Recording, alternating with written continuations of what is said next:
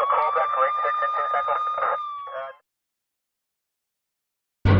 A Metro police officer has been shot. Ricky, yeah, like you said, we're on scene at UMC. We were one of the first ones here. We watched the injured officer come in the ambulance about 20 minutes ago. They pulled up right to the door. The round went into the arm, the upper bicep, traveled down the arm. It kind of went out of the armpit and back into the armpit, then down off of the ribs, and then out my back.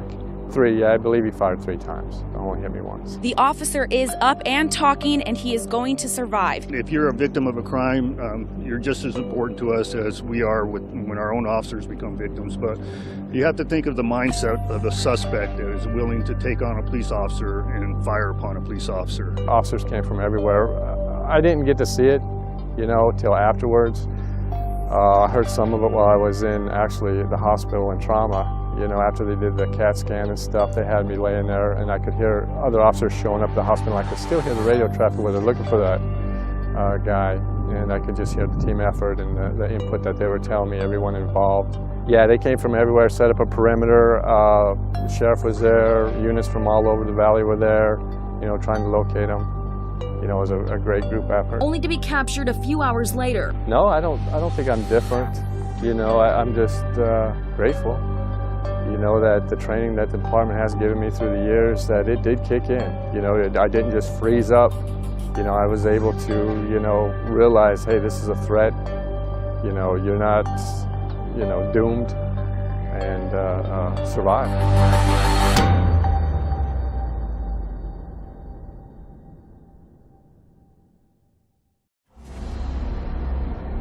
And he goes hands-on with the guy, and they start to kind of fight.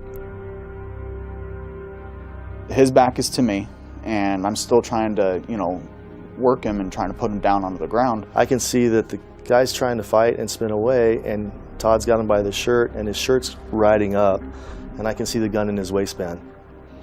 And I can also see that Todd's got him by like the left arm and the shirt, and his right arm's free, and Todd's behind him, and he can't see the front where the gun is at. And he starts screaming, gun, gun, gun. And as I'm yelling, gun, gun, gun, the guy's reaching for the gun.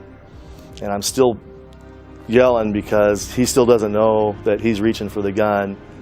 And it was just, it was pure adrenaline terror because I could see what's going to happen. It took a real quick second to process what he was actually saying, but then when I realized, oh my God, he's screaming gun. And he starts to pull the gun out, and he's got it at about a 45-degree angle, and Todd's still about a foot away from it behind him. And I start yelling, drop the gun. And all of a sudden, I think Todd realizes what's happening and starts to push off. I pushed off as hard as I could, and it was almost simultaneous, where when I pushed off, pop, pop, pop, Griffin shot him.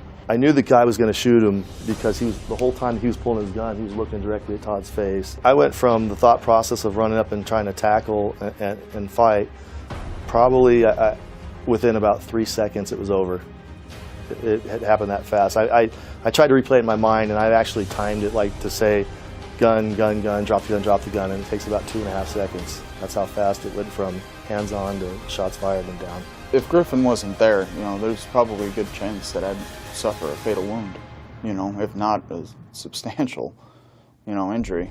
So, thank God, now I owe him my life.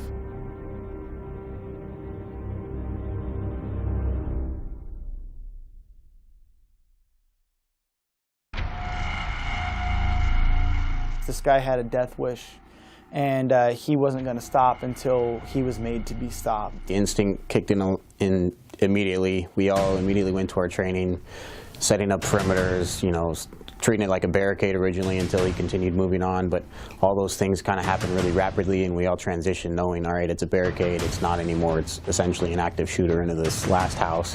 From there, I was set up across the street with a rifle. He saw the suspect standing over the victim with the weapon, and he defended the victim, and he was trying to preserve her life.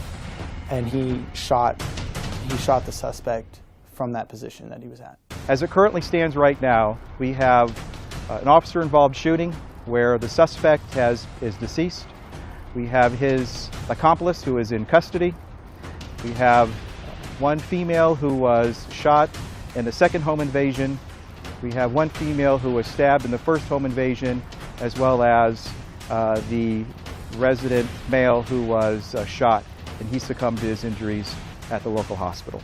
He probably would have continued on, and whoever else got in his way continued to engage them until he physically couldn't or ran out of ammo, or until he was stopped. What Ryan did that day was absolutely amazing. Ryan's a hero. Ryan did something, and he worked in a high-pressure situation. His training took over, his professionalism took over, and he did everything that he needed to do.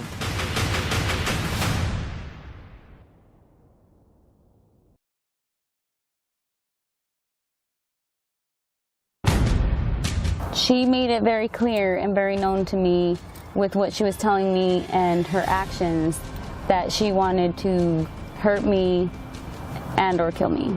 Acknowledged. Use on the 417, a female is currently in the street. She keeps threatening to PR. She's armed with 2 knives now. And that's when she rushed my patrol car with the knives, and that's when I exited the car and started asking her to drop the knives. Shots fired. I have the female down on the roadway.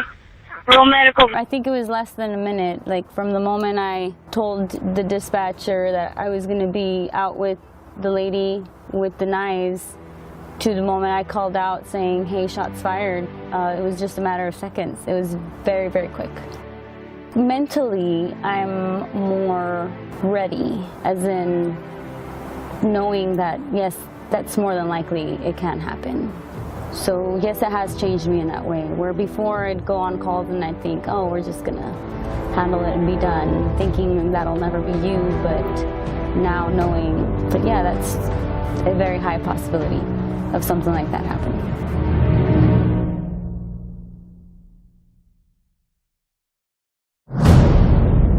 He was trying to kill me. I mean, I don't have a doubt in my mind he was trying to kill me. He was in there, he already has a murder case.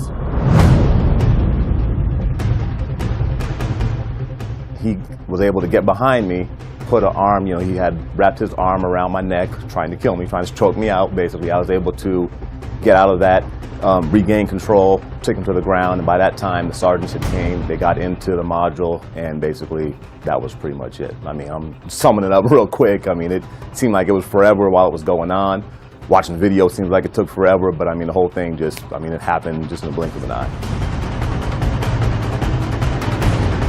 These aren't your friends. I mean, no one wants to come to jail in the first place. No one wants to be there. The whole time it's going on, you're just, you know, your mindset's just getting out of it.